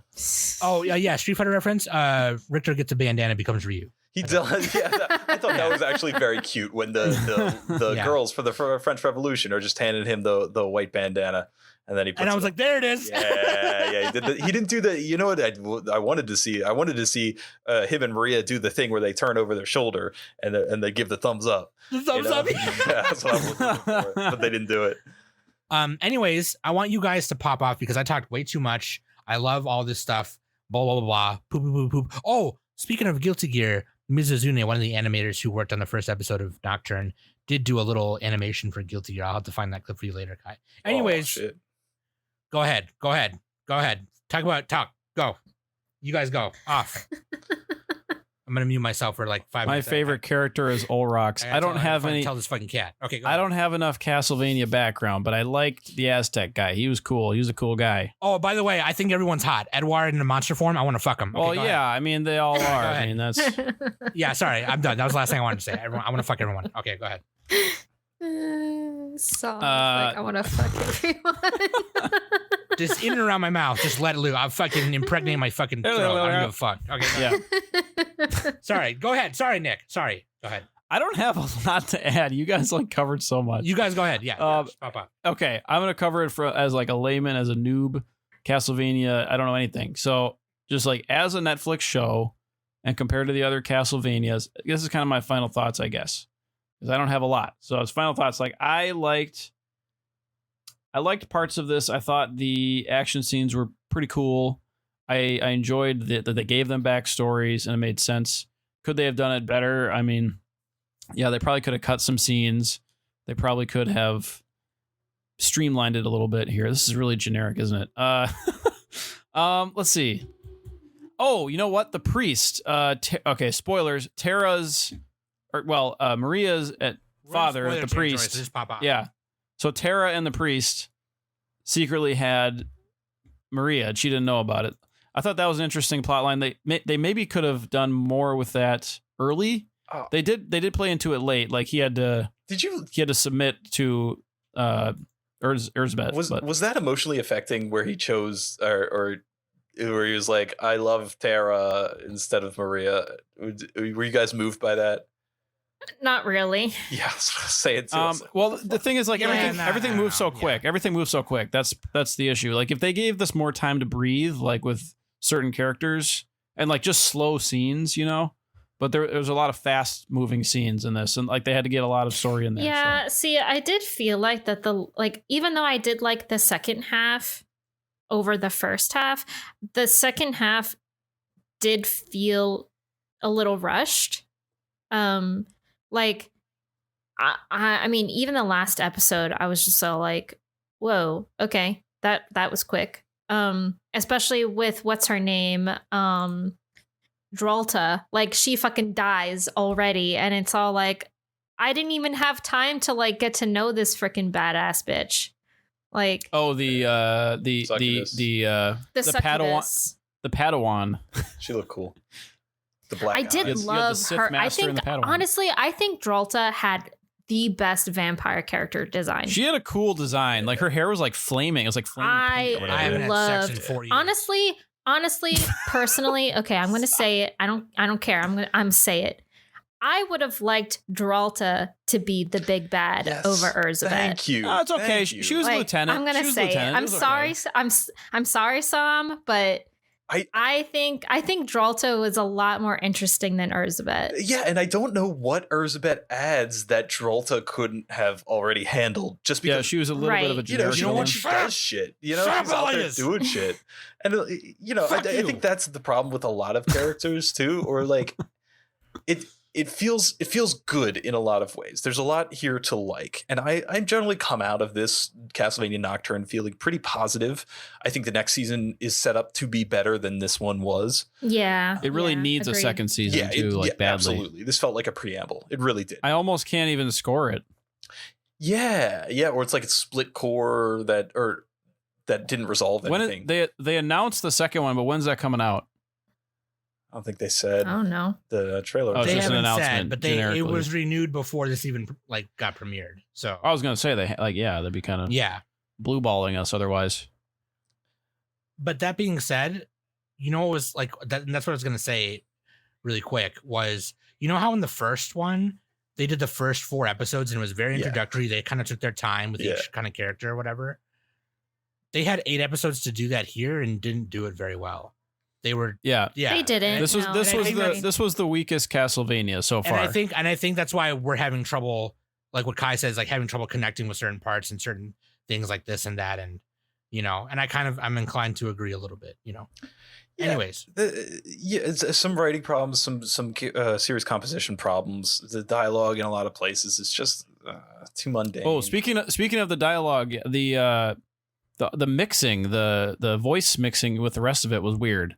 And I think they did this in the other Castlevanias too. I don't remember exactly, but their audio of their voices was too quiet compared to either that was too quiet or the other audio was too loud, one or the other. Or maybe you just have corn in your ears. I didn't notice it as I picked out the corn, Danny, and it sounded the same. I did not hear a difference on like whether there was definitely a difference. I can hear. I have good hearing. I remember thinking that about the first one, and when they were like mumbling all their insults back and forth, that you had to turn on subtitles because you couldn't even really understand it. No, yeah, same. English. It's the same. It's the same thing here. I mean, at least it's consistent, but I wish they would have fixed it by now. So yeah. Yeah, it was perhaps as good as could be expected for a Netflix adaptation of whatever the Richter. I mean, they Belmont pretty much story, made everything the up. Rondo of Like, I Blood. mean, it's almost an original thing. So the thing where I was like poggers when we saw the lion attack from Maria, because she's a summoner and she uses the phoenix and the lion and the turtle. She used the turtle too. I was like, the turtle. Yes. Yeah. Yes. But they didn't do the dragon. They didn't do the dragons. The next season, the dragon. Yeah. I really enjoyed like Maria's fights, especially in the church. Like she was just popping off and it was so good. And then like was it Dralta that she was facing, and then she like summoned the turtle and it like literally just like hit her in the chin and just like uppercut her?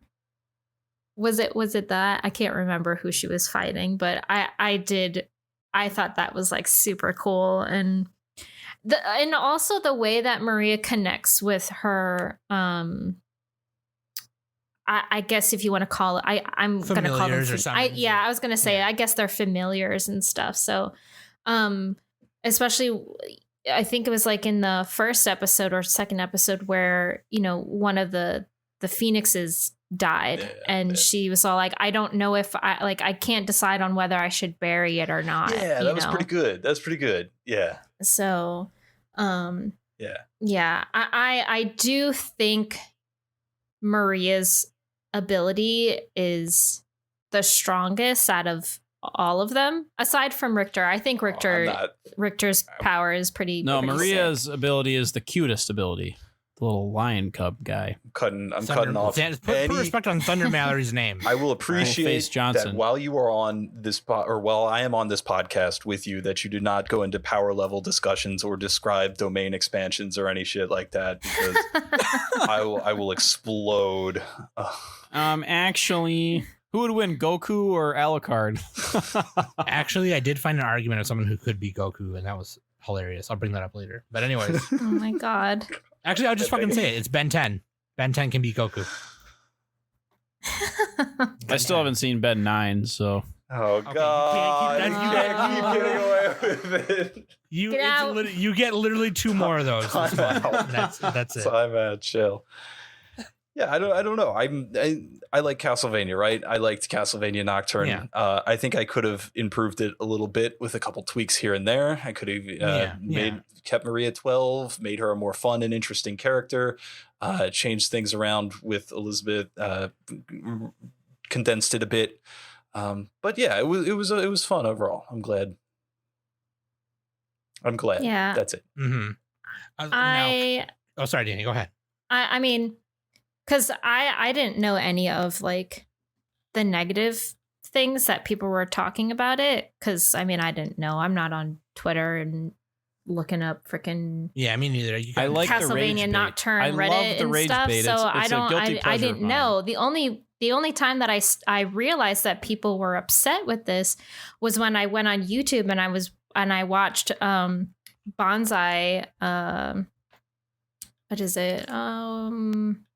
Bonsai Pop, like their review for Nocturne, like they didn't like it. So, and I was just like, wow, okay, that's interesting. Like I thought it was pretty.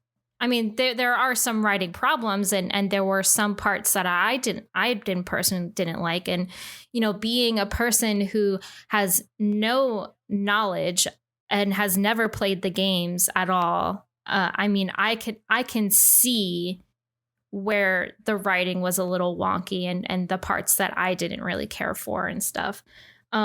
Quite frankly, like with Erzabet, I mean, I don't mind her being like the big bad, like the super big bad, but quite frankly, I think they should have maybe prolonged her becoming the god Messiah.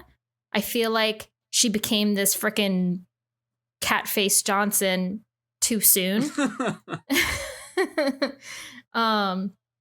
So and again, I mean, it's the same thing with Dralta dying at the end. Like I kind of wanted more of her a little bit. Like I did like the bad guys in this show over the good guys a little bit more.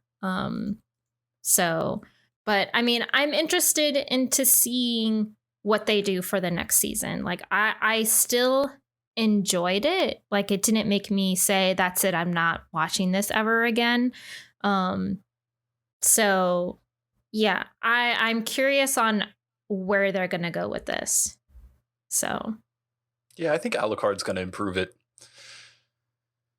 oh yeah, I'm like, oh gosh, like I know Sen like on Discord was talking about like the character design for Alucard in this, and I didn't want to like look it up just yet. I wanted to like be surprised, and when that reveal happened, I was just like, holy shit, this guy is a porcelain doll. He's black and white. Like he was just so elegant and so like he looked like the Symphony of the Night cover. He looked like the cover art. Yeah. And like when I looked up, you know, the cover art for Symphony of the Night, I was just like, wow, okay, there he is. Like that's you got to get that tattoo, Danny.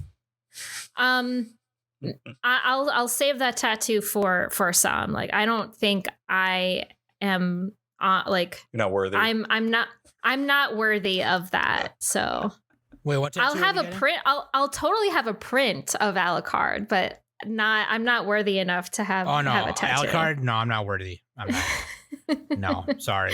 The most Castlevania thing I'd get tattooed on me, maybe I'll get tattooed like the vampire killer or something. I don't know. Just because it's a cool thing. The Belmont symbol, the family crest.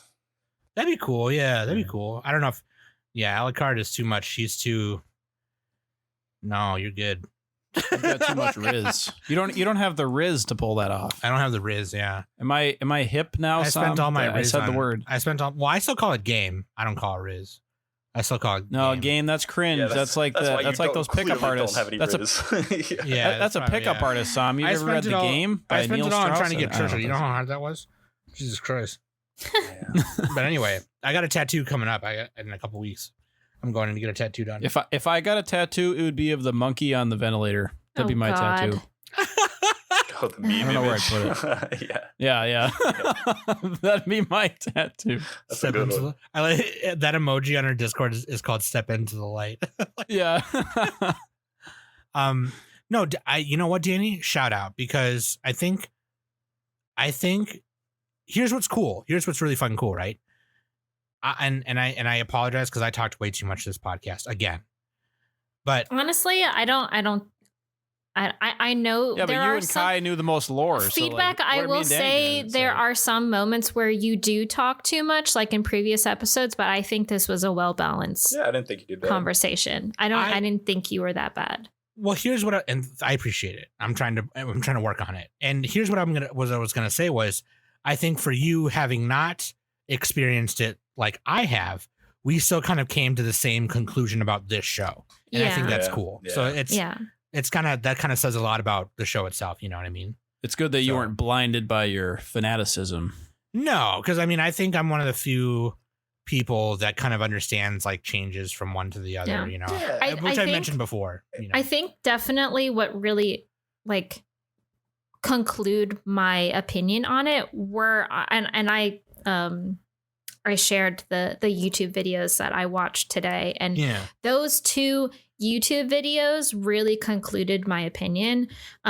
Even though I didn't really, I like disagreed most of what Bonsai Pop had said for the show. But I definitely, it made me like see, okay, like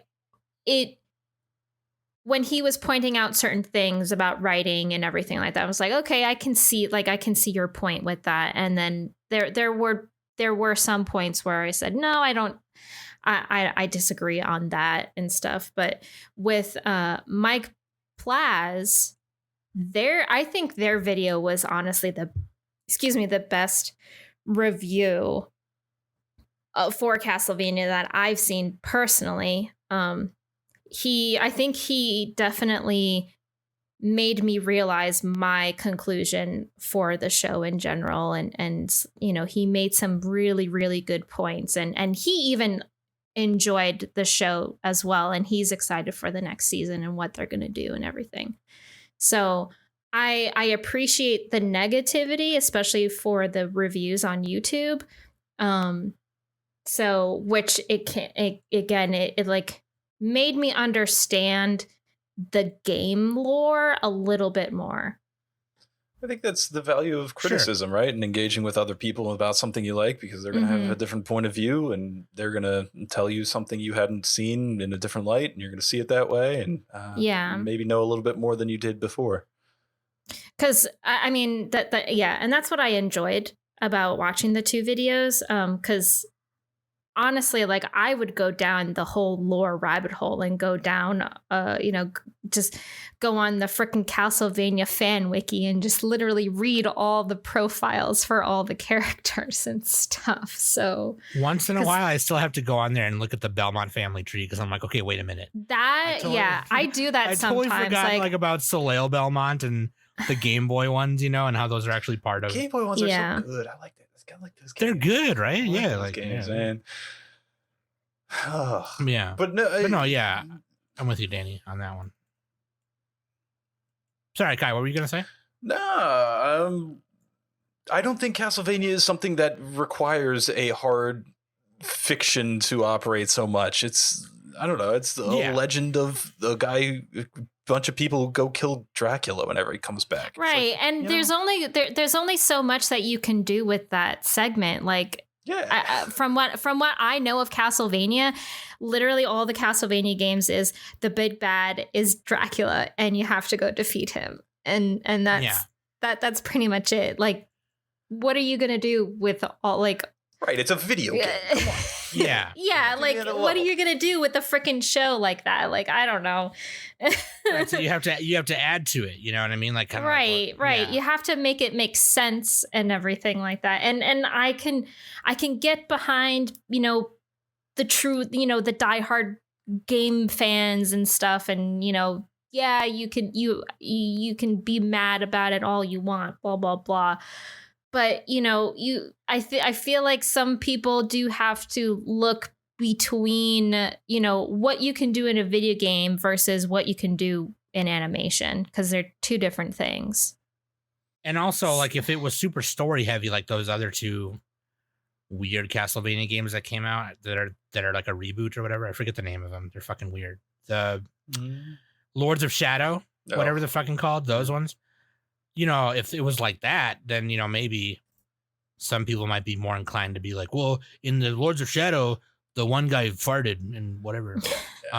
But with the main line of Castlevania games, it gives you the background, it gives you the lore of the Belmont clan and Dracula and whatever. And then it gives you these characters and each of their stories, and then you just play it and run with it. Yeah, and then it's like, don't fall down the pit after getting hit by the bat. It's like, yeah, come on. The fucking Medusa head. Did they have a clock tower thing in the last one? I don't even remember. That was one thing I was thinking about. Like, if I were in charge, right? This is what I would do: is I would have the running across the bridge, and the bridge collapses, and there's bats flying after you. Like that. That's this iconic thing, and they did that in what was that Igarashi Vania thing? The Bloodstained? Yes, Bloodstained. They did that exact thing in Bloodstained, and I was like, they're doing the thing. Yeah. and I would do that, and like I said, I would do the meme images of Richter and Maria turning around. That's the type of fan service I was looking for. And I mean, you get one Divine Bloodlines. That's cool, right? But yeah, you get juiced Belmont showing up. Yeah, that's cool. But yeah. I thought, okay. So back to like favorite parts.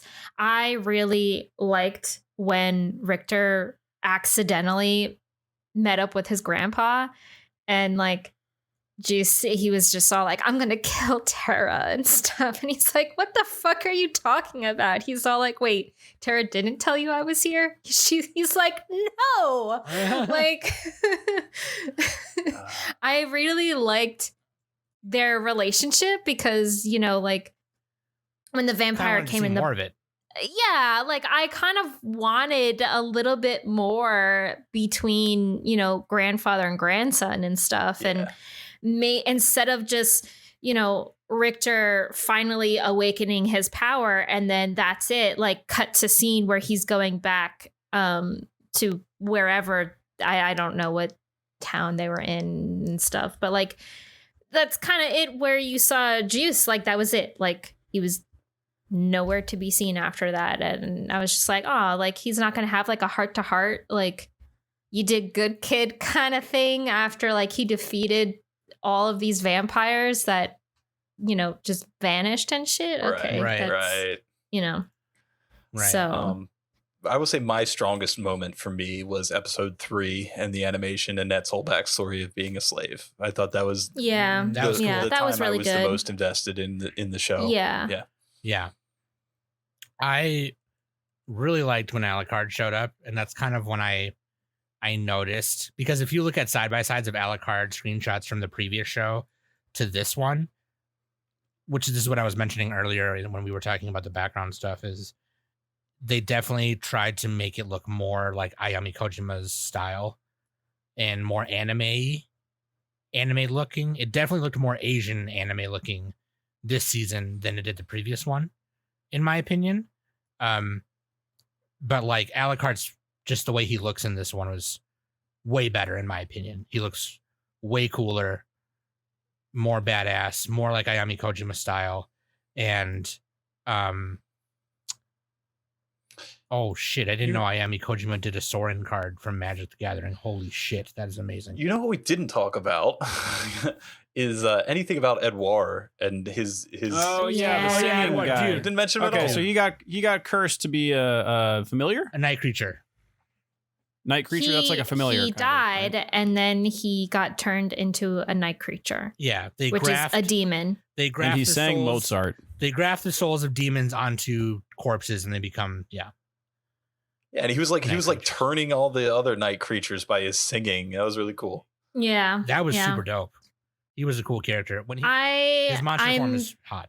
He's hot. I honestly, like, I kind of liked Edouard a lot, and Yeah. I was a little upset that he got killed off very quickly. I mean, he was still in the show though. Yeah. I mean, Yeah. yeah, but Killed like off, he technically. he kind of wasn't His human all at body the same got killed off. time, like Yeah.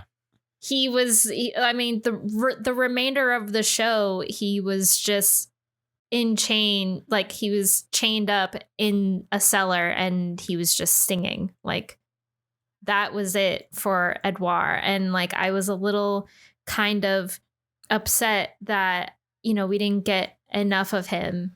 Really, no, like, no. I want to say, Danny, the one thing I liked when he was in the cell, when Annette came by, and Annette was like, "I'll make it quick, Edouard," and you're like, Oh "Whoa." yeah, he okay, scurried yeah. away. Yeah. He like Oh, scurried man. away, like, I don't want to die. Like, what are you, crazy? Yeah, like she had given up on yeah. redeeming him already. Yeah. Yeah. I mean, like, well, that like little thing was good. Like, that little banter, I liked. But again, like, he got killed off so quickly. Like, we only just met him, and then boom, like, he's a night creature, and then he like saved Annette and stuff, and then all of a sudden, they just put him in a cellar, and that's where he stayed majority of the show. So I'm curious on what they're going to do with him next season, whether like he's kind of just gonna do his own thing, or if he's going to follow like Erzsébet and all the others and stuff. So I'm curious on what they're going to do. I'm also curious on what Tara is going to look like, because Tara got turned into a vampire. Oh yeah. Mhm. So, because originally, the abbot kidnapped Maria because Maria was an idiot to go to the abbey and try to convince her father to run away. When that was just like a really bad idea. You shouldn't have done that. And Tara, it was assumed that Maria was going to be a human sacrifice. But in what the real plan was Maria was going to be turned into a vampire. And so Tara decided, don't take her, take me instead. So I was sad that Tara sacrificed herself because I kind of liked Tara. I liked her as a character. I think she was, aside from Richter, she was more of the level-headed characters out of all 4 of them, in my opinion. So, because I think she was just more experienced, and I kind of liked her little backstory about like when she was in Russia and how she experienced Dralta and Erzsébet. Oh yeah, So, I forgot about that. That was good. Yeah, like I did like that backstory. So I'm curious on how Tara is going to like what her personality is going to be like from here on, because now she's a vampire. So I'm curious on, is she going to follow Erzsébet and like follow her and just be like this ruthless killer like all the other vampires? Or is she going to, cross Erzsébet and kind of be like an anti-hero like Old Rocks is gonna be. I don't know how to pronounce Whiskey on the his Rocks. fucking Yeah. name. Yeah. So Or maybe she'll be bad at first, and then she'll hear Edouard singing, and then they're like, Yeah. Or she sees Maria. Yeah. And that kind of like snaps her out of it, kind of thing. Yeah. I don't know. I'm curious. I'm just curious on what's going to happen with her and what she's going to look like. Final thought for me is I think Erzsébet is gonna get ganked and she gonna die, and then Alucard. I hope she does. I don't like her. And then Alucard's gonna be like, dude, this whole shit awoken the spirits of hell. My dad's gonna come back now because he smells some shit going on. And I think I think that's part of Olrox's agenda, to be honest with you, because Olrox is a servant to Dracula. So like, So you think he's going to kind of be like? I think Olrox is just using the position Erzsébet is giving him to like bring back. Yeah, because when he pledged to her, he was like looking up, kind of glaring at her. Like, yeah, and he's like helping Richter and them. So like, I think he's just trying to bring Alucard and Dracula back, because like at some point between Trevor's era and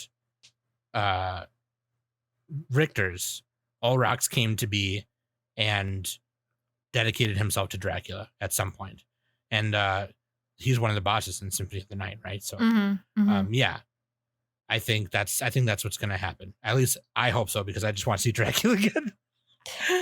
But that's what I was trying to say earlier, is I think Erzsébet is just there as a placeholder to build up a pre-Rondo of Blood story to build the characters, and then they're gonna get her out of there, and then Dracula's gonna come back and be like, what did you do with my wife? And kill everyone 9,000. Who's not by my hand that I am given flesh. Yeah. Would you be upset if Dracula didn't show up? No, maybe not. I don't think I'll be too broken up about it. I think I'll still enjoy it. But yeah, no, I don't think so. No, I think I'll still enjoy it. Maybe not. Maybe I won't as much, because obviously if they're drawing inspiration from Rondo of Blood and Symphony of the Night, but then throwing in Bloodline shit in there, it's anyone's Pacho now. Yeah. What if they do like a Final Fantasy VII thing, where the second time they tell the story, like an Evangelion Rebuild thing, where just you think that it's going to be Dracula's coming back, but then it's not, or it's inverted in some way, and then they kind of go off the rails with it. That's kind of the whole thing in like Circle of the Moon and Harmony of Dissonance, right? It's like, oh yeah, it was just like a vessel. Yeah, Soma Cruz. Dracula. Hell yeah, those are my games, man. I spent so many time farming souls in those games. Holy Arya shit. and Dawn of Sorrow. You guys should, everyone should play. They're so good. They're so good, except for the art style in what is it? Dawn of Sorrow? Was that the first one? Yeah, they changed it to like this generic anime looking It looks terrible. A1 same It face. looks like an looking crap, A1 picture. Yeah. It looks so bad. I get that from Nick. I get the A1 same face. Yeah. Same face Johnsons. Same face Johnsons. Anyways, that's my final thought. And I think, what about Danny kind of gave hers? What about Oh, Yeah. you already did. You guys already did all that. Oh waiting my for you to end god. this podcast. I don't have That's much, what I was- man. that's I'm what I just was trying to trying get the fuck out of here. I was trying to pass you the batonic. Check. God, hold on. Let me make the baton sound. Boop, boop, boop, boop. You guys ever do that with those? No. You slap your hand over it. Anyway, Castlevania Nocturne. I will say this: I love the name because it's my Discord name.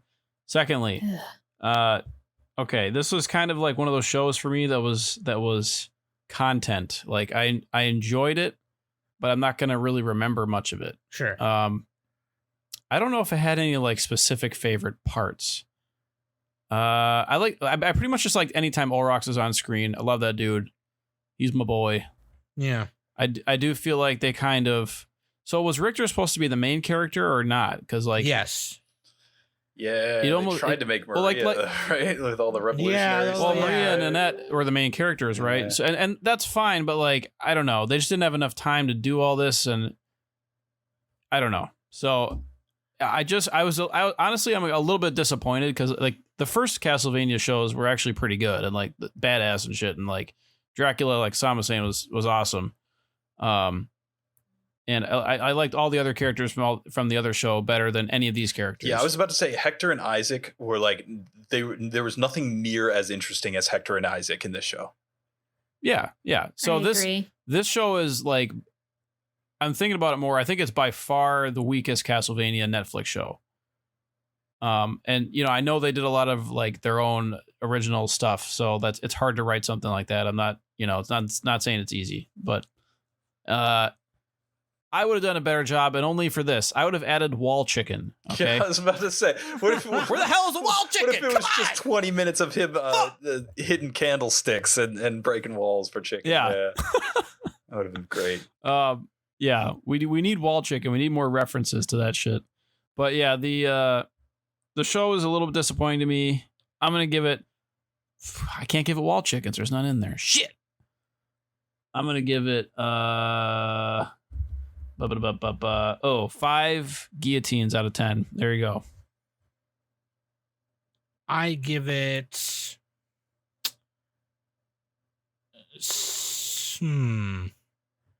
I forgot what I rated the original one. I think I gave it like a 7 or something. I'll Yeah. give this one like a 5.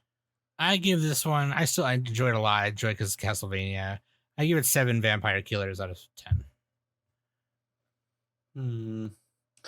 Yeah, I think the more talking on it, the less I kind of am in love with it. So I think I'm also Sure. going to give it 5 awkward Dracula quotes out of 10. But, you know, perhaps the same could be said of all religions. Sure. What about you, Danny? I'm going to give it a 6 out of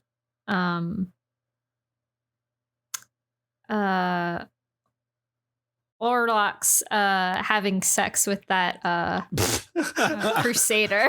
Cool guard, guys. How said, "Bitch, I dare don't you, love Danny? you." You're too woke.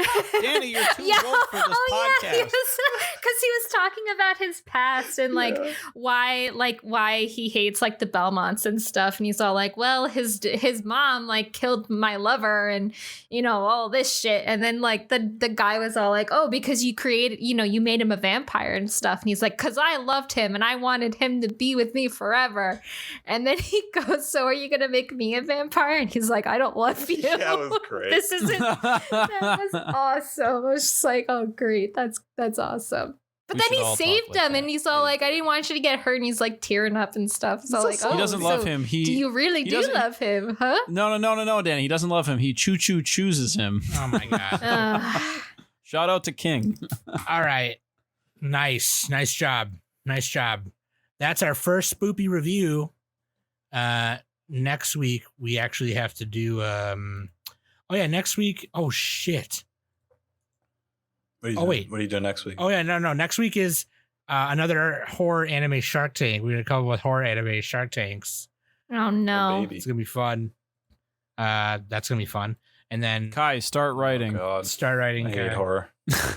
And we're Oh, gonna- we gotta make it more precise this time. We're gonna make it so you only have a limited amount of character or like word count. actually, I wonder if I should switch that topic with the next one so people have more Okay, time. well, whenever we do it, yeah, we probably should give people time. Anyway. Okay, yeah. so the next week is horror movies that should have anime adaptations. Ooh, that's what we're doing. like Texas Chainsaw Massacre. I would see a Texas Chainsaw Massacre anime. That'd be sick. Save it for the podcast. Save it for the podcast. Okay, we'll get that. That way you get more time to write a Shark Tank for us to invest in. Okay, welcome to Investa Center. That's Wolf of Wall Street, Leonardo DiCaprio, Martin Scorsese. It's okay movie, too long though. Anyways, Castlevania Nocturne, you should go watch it. Okay, I think if you're a Castlevania fan like me, if you're one like Kai, if you're one like Honey Bear, if you're one like Danny now, you'll enjoy it. I think you will. I think it's pretty enjoyable. You could also You know. you could also go play Symphony of the Night on your PlayStation, and You could know, also you could also do technically that. just go play Symphony of the Night on your. Yeah, I was gonna say that. Kai knows what's it's up. not on Kai Switch knows it. for whatever reason. For whatever stupid ass reason. Fucking Konami. Dracula Konami X is the Chronicles reason. isn't it? Huh? I don't Dracula know. isn't Dracula X Chronicles on Switch? Don't know, but I don't think Rondo of Blood or Symphony of the Night are on there in any way, shape, or form. Or maybe they So are. I mean, I'm not on the Nintendo shop, that's but PSP. I'm on Steam, and Steam has a Castlevania anniversary collection, and that has Oh yeah. X on it, Okay, I believe. there you go. I think Get It's your, got a bunch of the older ones, right? it has a Yeah. bunch of the older ones. Yeah. get your Steam Yeah. decks out. Go play the GBA ones. They're great. The GBA ones And the DS games. Some and the DS ones, yeah. Circle of the Moon, one of the Yeah, top man. ones for me. Portrait Love of Circle Ruin. of the Moon. One of It's them. the first Circle of the Moon was the first Vania one I played. Like Metroidvania one I played. Yeah. Oh yeah, Portrait of Ruin. I had a flash card for the Game Boy Advance, so I just like when I finished, Golden Sun or Advance Wars, I rewrote it and then I put on, Harmony of Dissonance, Loaded or it up. whatever, yeah, whatever Yeah, else yeah, was yeah, out there, yeah. Piracy. Let's Kind go. knows the deal. Kind knows the deal. Yeah. That's what's up, dog. All right. Happy spoopy season. I love you guys very much.